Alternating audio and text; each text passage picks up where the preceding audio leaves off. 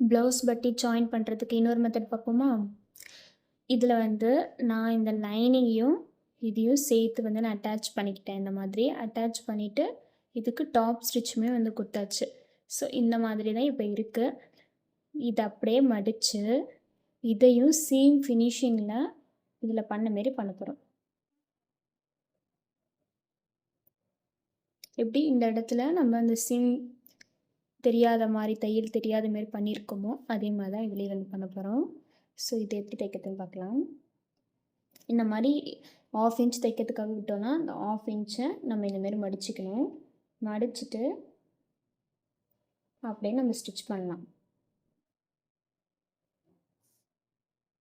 பாருங்கள், அந்த தையல் தெரியக்கூடாது. ஸோ கரெக்டாக அந்த தையல் தெரியாமல் அப்படியே வச்சு ஸ்டிச் பண்ணிவிடலாம். இன்னும் பட்டியை ஃபினிஷிங் பண்ணுறதுக்கு நிறைய மெத்தட்ஸ் இருக்குது. ஒன் பை ஒன்னாக பார்க்கலாம். ஃபார் மோர் வீடியோஸ் சப்ஸ்கிரைப் பண்ணிக்கோங்க.